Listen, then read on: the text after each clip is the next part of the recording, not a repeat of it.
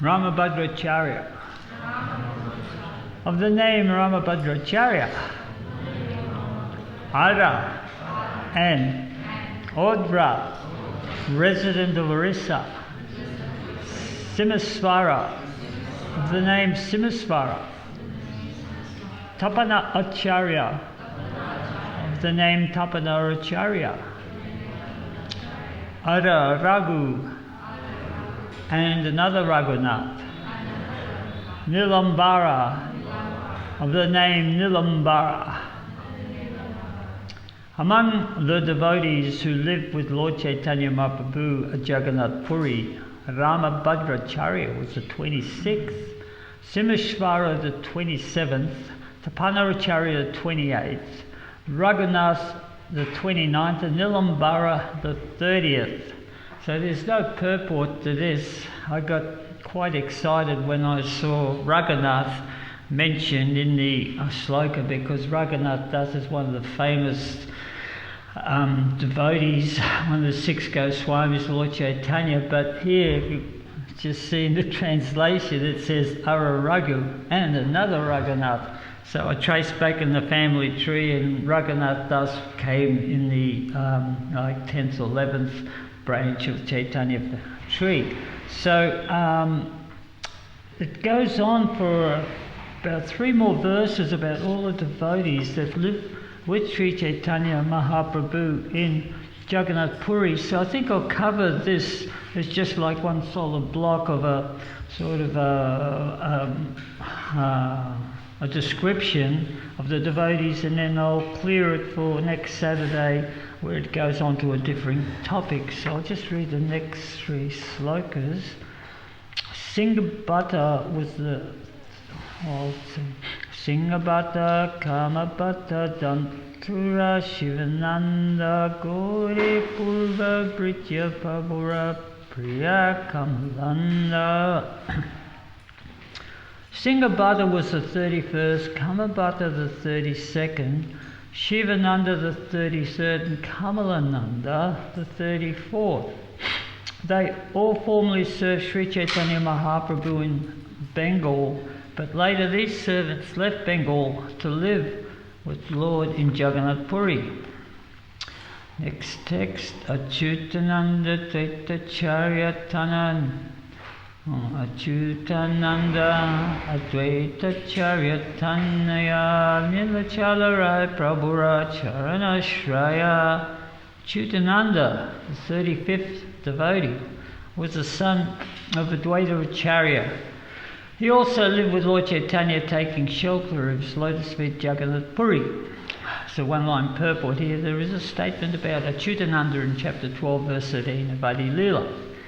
Text 151. Nirloma Gangadasa Ar Vishnu Dasa He Sabara Prabhu Sange Nilachalavasa. Nirloma Gangadas and Vishnu Das were the 36th and 7th among the devotees who lived in Jagannath Puri as servants of Sri Chaitanya Mahaprabhu. So there's just a solid block of names of devotees here. There's very little mention of them.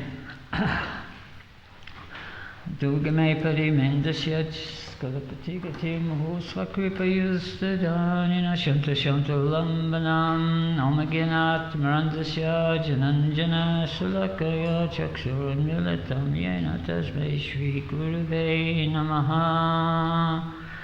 So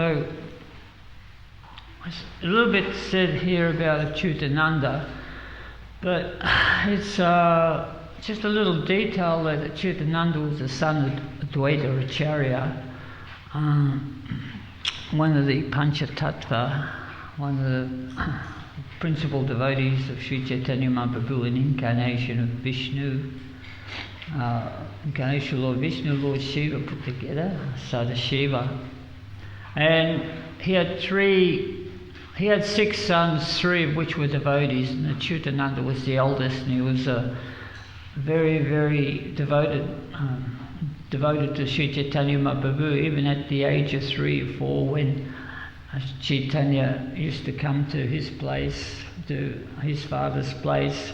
He was very loyal to him, and then afterwards when Sri Chaitanya Mahaprabhu took sannyas, he understood that Sri Chaitanya Mahaprabhu was the Supreme Personality of Godhead. Of course, Chaitanya Mahaprabhu is the incarnation of Krishna, but in this particular day, in this age of Kali, it's not scheduled. So sometimes people say that, the Lord comes in the first three ages, the Golden Age, Bronze Age, and Silver Age, Dwapara, Treta, and Dwapara, but he doesn't come in Kali Yuga. It doesn't say that he comes. But he's the hidden incarnation. So therefore, Sri Chaitanya Mahaprabhu never says that he's the Supreme Personality of Godhead. When somebody says to him, "Oh, you're a Narayan," he blocks his ears. Stop it.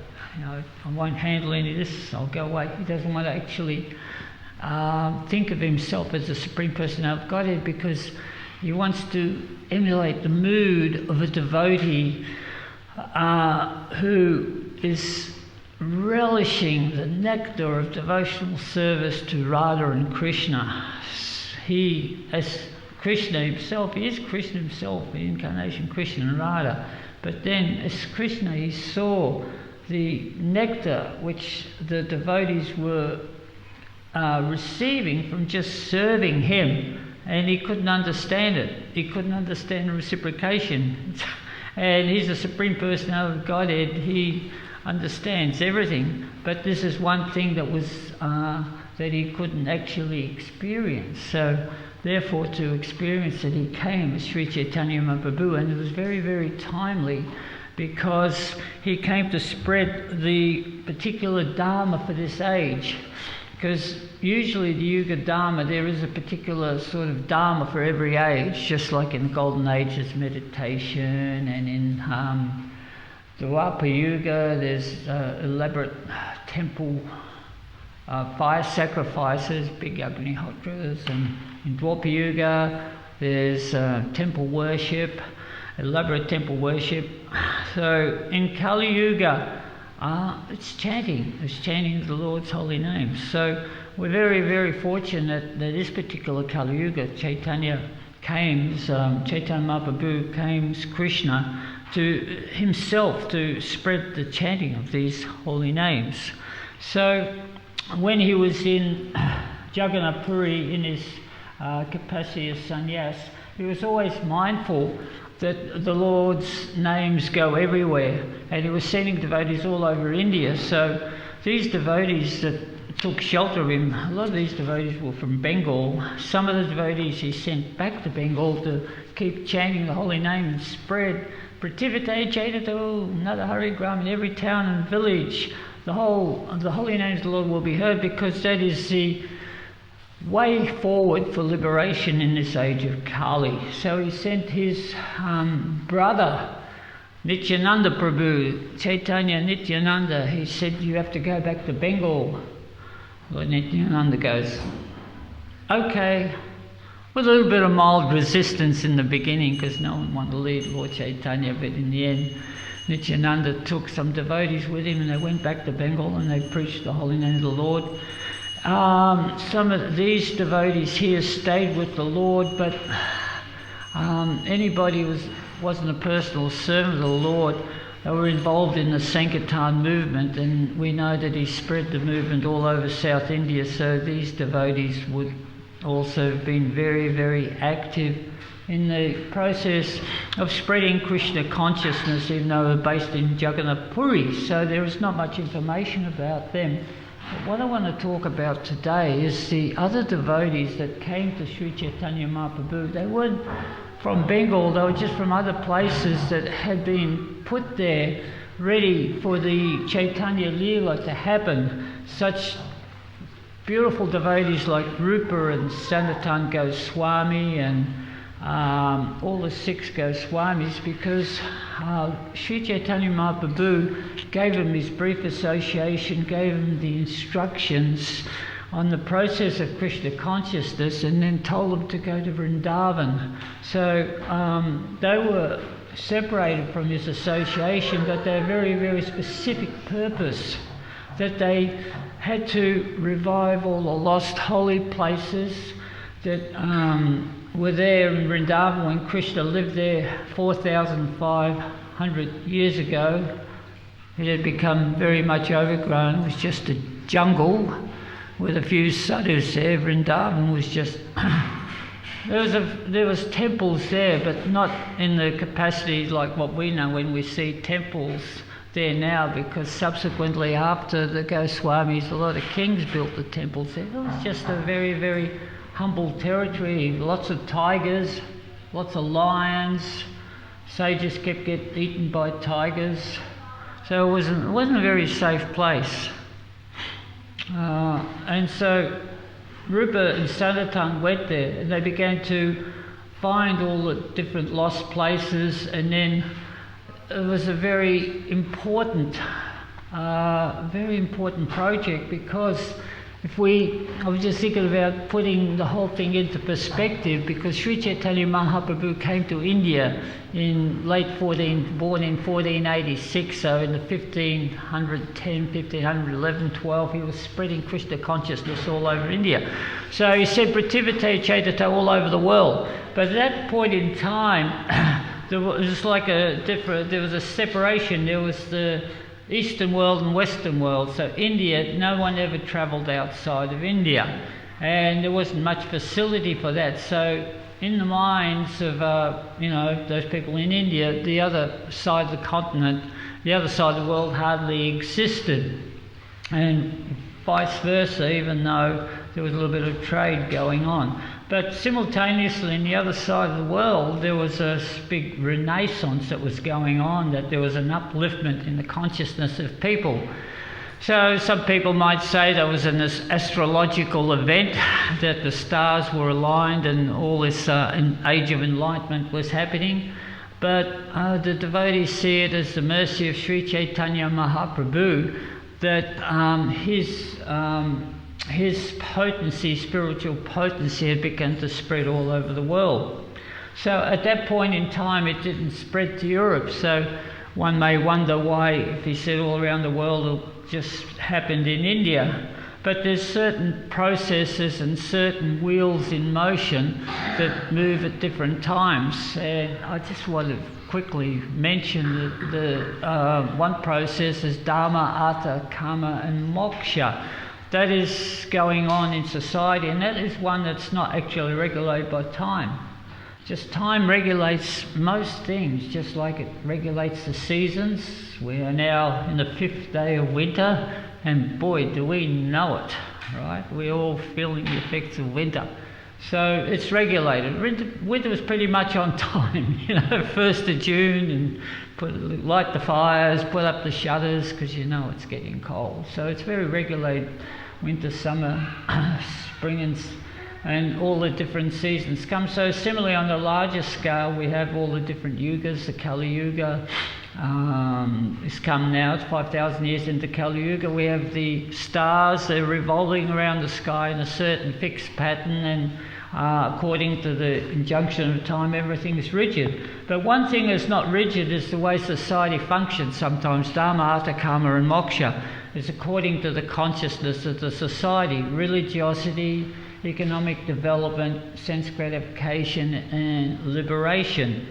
So that particular time, if we sort of look at it in the context that the Western world was in the process of religiosity, that there was the Christianity was very, very prominent, and economic development was just about to start. We have the luxury of looking at it 500 years later, where we saw how economic development just began to rapidly progress a few hundred years later, and then we've just sort of come into this sort of process whereby the next step is sense gratification. So after economic development, when the human civilization is comfortable with their lifestyle, there's enough food to eat and enough shelter and so on and so forth, then sense gratification begins to how can we enjoy?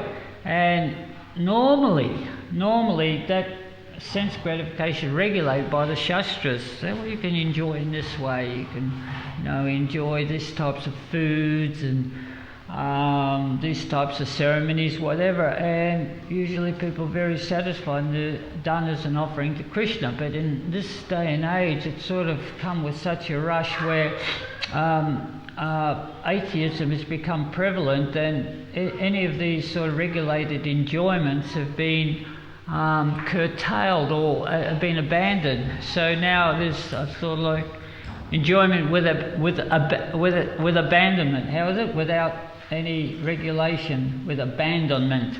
So therefore, the process of liberation is very, very difficult, because with sense gratification, after a while, when people understand the futility of it, as you get older and your senses start to become very, very restricted, your eyesight goes, your hearing goes, you can't eat as much, and all of this, you just become very rigid. So then you have to understand that actually it's beyond this, it's beyond sense gratification, that actually this body is just a part of the process of so many bodies, and how do we move getting out of this entanglement in the material world. So there's a regulated, so the Shastras give you the process. But if you have ignored the Shastras, then when you get to this stage where you're totally frustrated by sense gratification, what do? Where do you go? So this is basically what's happened in society, and the early symptoms came in the 60s, when people start to realise that, hey, sense gratification, all these sort of modern inventions are not going to make us happy. So at that point in time, Krishna consciousness began to spread. So Sri Caitanya Mahaprabhu's message took hold with Srila Prabhupada in the 60s. So there was a time delay. You see what I mean? So therefore, in the 15th century, Sri Caitanya Mahaprabhu was spreading this Krishna consciousness all over India, and he sent the Goswamis to revive all the lost holy places. They found deities which were carved, images of Krishna, which were forgotten or buried or lost for 4,500 years. Rupa Goswami found his Govinda deity in the mound. Sanatan Goswami found his deity when some kids were playing with the deity, playing with Gopal, it's like a doll, and so on and so forth. They revived deity worship, and they revived all the holy places, and they began to write all these Shastras down for the benefit, just like we have our basis. We call the Rupanugas, that we're following in the footsteps of the Goswamis and what was there in the writings. And so that was that was the most important aspect of Sri Chaitanya Mahaprabhu's preaching. And these saints, they were actually quite wealthy, a lot of them were quite wealthy, opulent materialists. They were working for the government. In modern day terms, they were billionaires. And then when they came to see Sri Chaitanya Mahaprabhu, they realised that all their wealth was not going to buy them. What they were really looking for is that spiritual joy, that love of Godhead, that Sri Chaitanya came himself to look for, that love of Godhead. And they shared in the ecstasy of love of Godhead, and the divine medium was chanting the holy names. So the chanting of the holy names was going on, and simultaneously the Goswamis were going through so much austerities. They went into the jungles of Vrindavan to find the holy places and to write about the holy places. What is very interesting, what's just come out, because they wrote so many Shastras, and we're still, so many writings, we're still just discovering them, because one thing that's just a very exciting thing just happened within the last few months is that we were allowed via Indradumna Maharaj into the Vrindavan Institute, and they had all these writings that were written by the Goswamis and other great souls, and there was like 32,000 books So this knowledge is so vast that it is still being revealed. So one particular, there's a little bit of a sort of what we call it a squirrel leading into what I want to talk about, and I want to talk about how the writings came about, just specifically, physically how they came about. So first of all, this came from a story about a king, because there was a Rupa Goswami was very rich, Sanatan, they were working for the Nawab, they had to give up all their wealth, and it's very interesting that their little nephew, Jiva Goswami, Jiva, he met Sri Chaitanya Mahaprabhu, and Chaitanya Mahaprabhu told him, when you grow up, you go and join your uncles, because that is your legacy. Vrindavan is your legacy. So he actually said, Vrindavan is yours, more or less. And that actually came to fruition, because Jiva Goswami, he secured all the titles to all the temples on the land, and he looked after all the Vaishnavas, and he became the principal devotee there after his uncles had disappeared. So there's also other kings that came along that were highly influenced by the teachings of the Goswamis, and they also built temples. And then from the 16th century onwards, there was a lot of the temples which we visit now that were actually built by kings. So there was one particular king I want to talk about, just to sort of keep everybody's interest. He's such a fascinating character. His name was Sanjit Singh, and he was prominent around 1690, 1700, 1710. We've just found out about him, that he was very, very powerful, that as a young boy he was the son of a king in the province of Rajasthan, big county, big country. And one day a mad elephant, because they used to have elephants do different functions there in those days, and sometimes the elephants would go rogue, you know, and this elephant went crazy, and he was just trashing the street, just completely rampaging through the street. So this boy, Sanjit Singh, 8-year-old boy, come out with a big sword, went like that at the elephant. And when he did that, the elephant became scared and he ran away. And this is the bravery of an 8-year-old boy. And as he grew up, it was very, very strong. He was a Kshatriya, and even when he became a teenager, like even 13 or 14, he was known for his strength. That at one point in time, his father's kingdom was invaded. At the age of 13, he took an army out and he defeated the king of the other army. In fact, he fought a duel with him and he killed the king of the other army at the age of 13. And then he went to, he was also very interested in Shastra, and at the age of 13 or 14 he was speaking to a lot of sadhus, giving a lecture to these sadhus when this poisonous snake attacked him.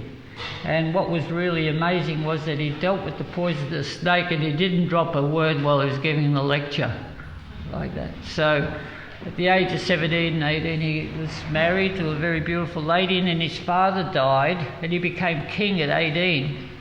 And at that point in time he was king of, he had everything he wanted, became a delusion. He became delusion with his kingdom, all the politics and all the intrigue, and his brother wanted the kingdom, and he kept visiting Vrindavan more and more often. And it ended up, by the age of 20, his brother wanted to take over the kingdom, and he just walked away from the kingdom and he went to Vrindavan, and he just became a sadhu in Vrindavan. And he became a great poet, and he wrote about 59 beautiful poems about Krishna and Vrindavan, which are still present today. And it's said that if you go to Varanasi, there is a course where you can get your honours degree by studying his poetry. So he's such a great saint. So where this is leading to is that they wrote all these things down in the 17th century, and there's the description of how they wrote these things, their writings. And we understand, this also with the Goswamis, this was the process that they're living in the middle of a jungle. They don't have any writing materials. They have to make their own. Oh, I was just fascinated by the way they did that. So to make the paper,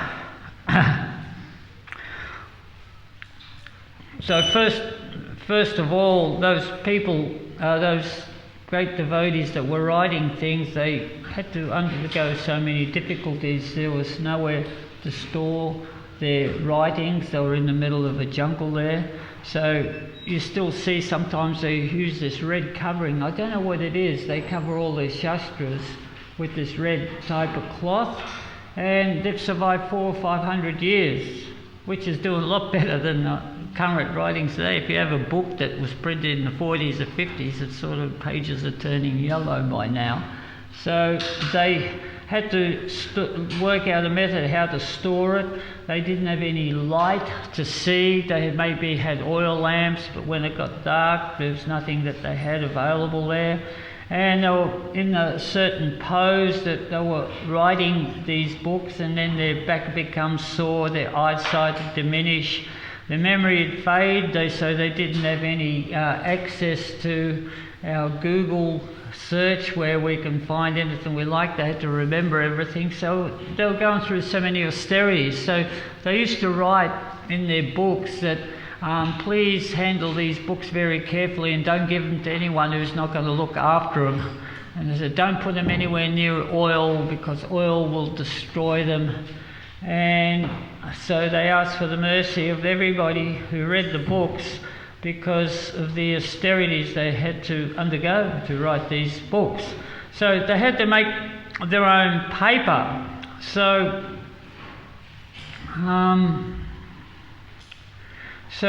they would get this mixture of tree bark, cotton and cow dung, and they'd mix it up, right?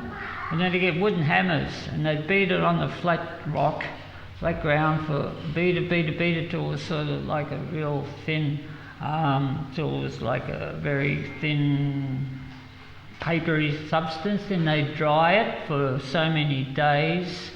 And after drying it, they would use this sap that they got from a tree to give it a bit of shine, to make it so some of those and preserve it. So they dip it in a conch shell, and then they sort of run this lacquer all over it to give it that nice shiny surface. And then they had special cutting implements because there'd be a flat sheet of paper there, and they would cut it. And sometimes they make a tortoise shape. Sometimes they make it square or oblong. We see these really long pieces those swamis used to write on, and you flip over them one after another very carefully. And then what was really interesting, they would make these mushti papers, they said, size of a fist. So then this writings would be on a piece of paper about that big, and the books would be about this big. They would be for distribution. So you used to have book distribution then in those days. They would distribute those ones.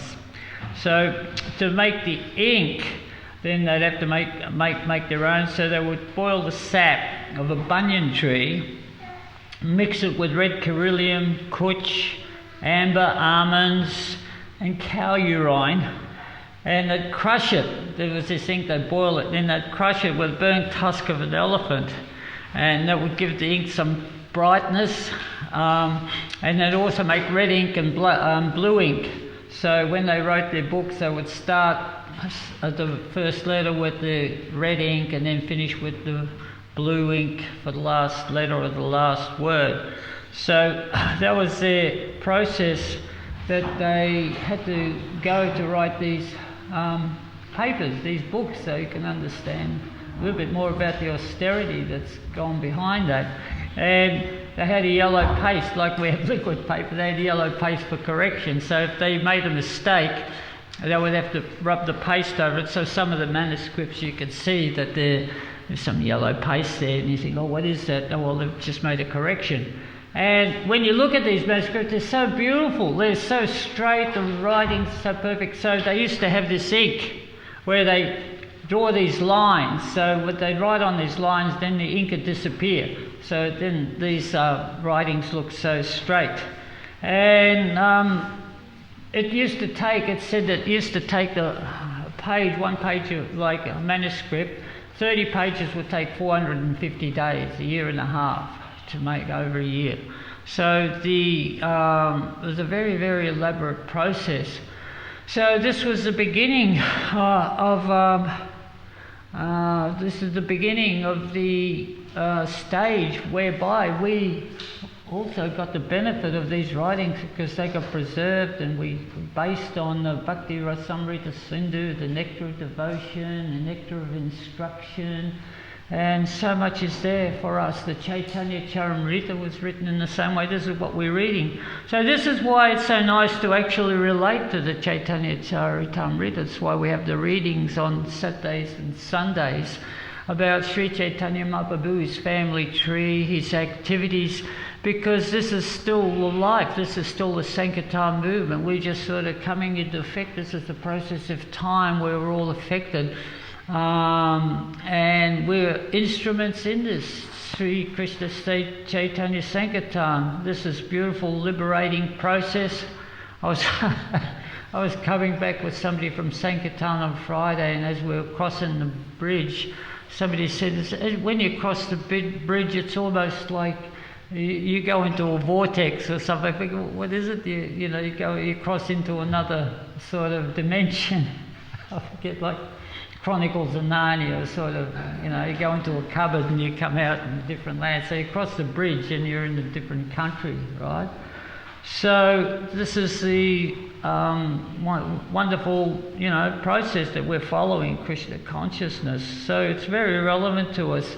And if we understand, history is very, very important. We understand the history of these Goswamis, what they went through. Fast forward to what we've got now, it's hard to relate to. If we want to write something, we just pull out our iPhone and tap it and then push a button and it comes out on the printer. But there was a process. It said that actually Rupa Goswami, when he was there, he really attracted the attention of the king. He was a very pious king at that point in time, King Akbar. And he was very, very open to listening to sadhus, not only Islamic, but also Vaishnava sadhus, and he was very impressed by Rupa Goswami. And at one point in time he said, Rupa, I'll give you anything you like, you can have anything you want. And Rupa asked for paper, said, because they had this beautiful court paper that he saw there. So the king gave him a whole lot of paper for him to write on. That was such a precious commodity. And we can understand how precious it was when Nityananda's widow, Janavi, said, you devotees, you've got all these writings in Vrindavan, you've got no one to read them. Us people here in Bengal and South India, we are starved of actually hearing the nectar about Sri Chaitanya Mahaprabhu. Please bring it down. So then they had a wagon full of writings that they put in a wagon. They sent 3 of the great Vaishnavas to take it down to Bengal, and somewhere along the line they got ripped off. Someone stole their cart. It was like a king's doing. King heard that these 3 sadhus had this precious, precious cargo. Said, oh, well, I have to have that. If it's precious, it's mine. So, of course, when he opened up the cart, he saw there's a whole lot of books. Now, there's an old story that no one repeats very much these days. Mandakini might know it. Is that like when they found the cart eventually, was it Narottam or was it, I forget, whoever found the cart, they knew that the Bhagavatam was on top and the Sri Chaitanya Caritamrita was on the bottom. But when they found the cart, the Sri Chaitanya Caritamrita was on the top, right? So that's why we say that Chaitanya Caritamrita is the nectar of all the Shastras, of all the literatures. So anyway, the cart did make it back to Bengal, and then it was distributed all throughout southern India, and it comes into relevance in the 1850s, like about 200 years later or so, even a bit more.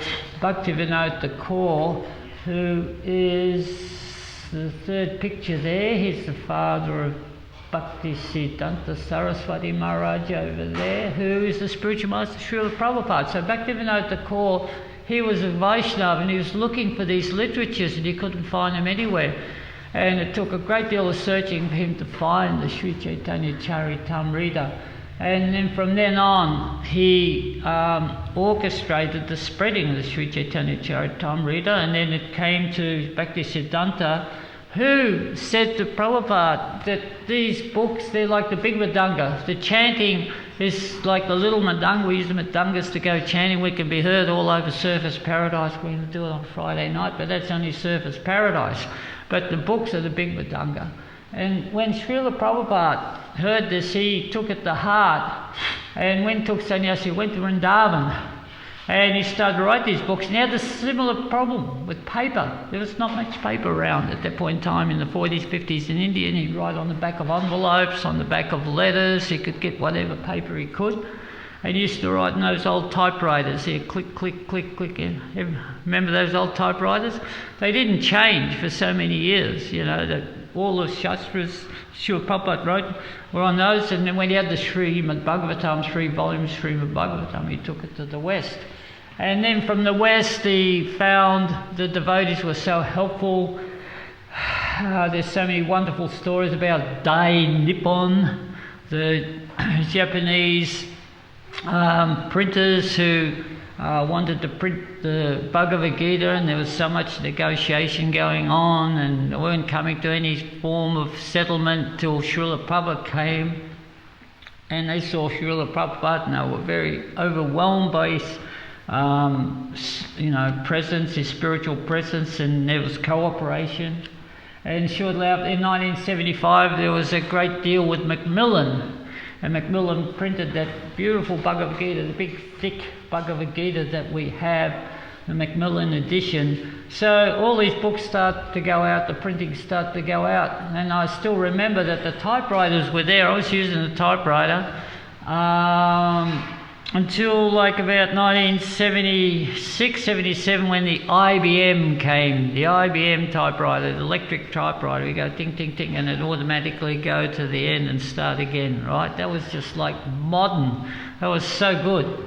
Of course, you know, that was in the 70s. You fast forward it now, then we have, you know, we have the computers, and now we have the iPhones where we have everything there at our fingertips, as I said, the printers and everything like that. So there was this sort of gradual evolution, just like when I was a young lad. I don't know if anybody else remember this, but in a desk we used to have an inkwell. We used to pour the ink into the inkwell, right, dip our fingers in it, and like. So inkwell, and then we have a pen, you know, we have a pen with a nib, right? And they always block up. That was an awful smudge. So you put it, and you write on your book. So pen and ink, that's how we used to write in the 50s, right? And then I think in the 60s, this great invention came along called the biro, right? And we started to use biros, right? And then there was the felt pens and everything else after that. So this is just a, you know, course in history. So history is very important. So we appreciate that these writings, how they came, that the austerities that were involved in putting these together. So this is our disciplic succession, but the mood is still the same, that we actually disseminate this knowledge of Krishna consciousness, and by the chanting and dissemination of knowledge, we feel good ourselves. This is how it works, that if you share something with somebody, then you feel great about the sharing when somebody really appreciates it, and especially when you share the knowledge of Krishna consciousness and the way to get out of this crazy, crazy material world now. So that is very, very beneficial, and it's very important. It's actually essential because we're surrounded with this technology now. We have so much of it. It's everywhere. You know, just imagine trying to write a book and taking a year and a half to write 30 pages. Now it is all there. But it's like a double-edged sword, that if we don't use what we have in Krishna consciousness, it comes back to bite us, because then we start getting deviated. We sort of, as you said, the saying goes, we become stuck in cyberspace. How easy is it to do that?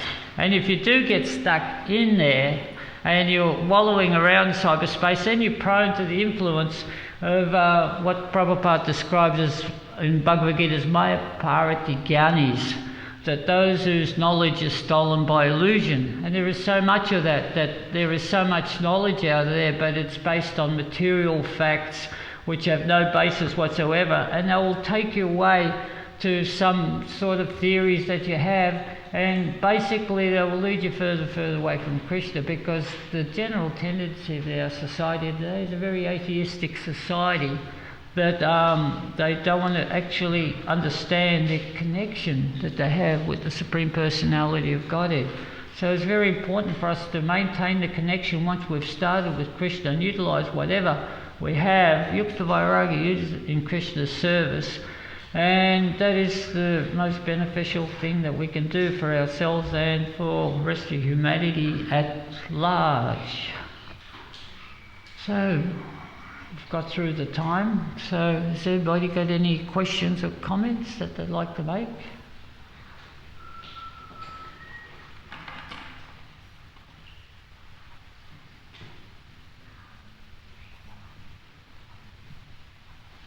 Real good?